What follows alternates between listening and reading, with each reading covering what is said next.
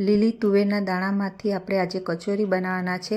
તે માટે મેં લીલા તુવેરના દાણા લઈ લીધા છે અને આ એક કડાઈમાં ઓઇલ ગરમ કરેલું છે। ઓઇલ ગરમ થઈ જાય પછી આપણે આ લીલા તુવેરના દાણાને ક્રશ કરી લીધેલા છે તે એડ કરવાનું છે। લીલું નાળિયેર ક્રશ કરીને એડ કરવાનું છે। લીલું લસણ અને કાચા દાણા અને તલ એડ કરવાના છે ક્રશ કરીને। આ લીલું મરચું એડ કરેલું છે અને આદું અને હળદર એડ કરવાની છે। મીઠું એડ કરવાનું છે। ટેસ્ટ પ્રમાણે ખાંડ એડ કરવાની છે અને લીંબુનો રસ એડ કરવાનો છે। બધી વસ્તુને આપણે બરાબર મિક્સ કરી લેવાની છે અને 15 મિનિટ માટે આપણે એને કૂક થવા માટે મૂકવાનું છે। આ રીતે આપણો મસાલો બફાઈને કમ્પ્લીટ થઈ ગયો છે। હવે આપણે એને ઠંડો કરવાનો છે। એક ડીશમાં આપણે ઠંડો કરવા માટે લઈ લેવાનો છે।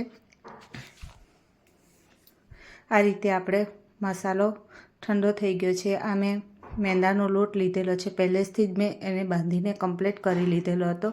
આપણે એમાંથી નાની નાની પૂરી ટાઈપની આ રીતે રોટલી વણી લેવાની છે અને એમાં જે મસાલો લીલી તુવેરનો હતો તે ભરી લેવાનો છે અને એનો મોદક શેપ આપી લેવાનો છે।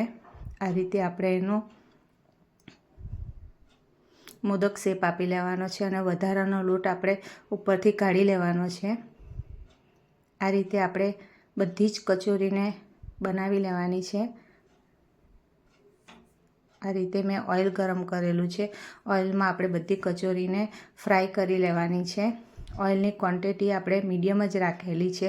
જો વધારે પડતું ઓઇલ આપણે કડાઈમાં ગરમ કરીશું તો આપણી કચોરી ફાટી જશે। આ રીતે આપણી કચોરી બનીને કમ્પ્લીટ થઈ ગઈ છે।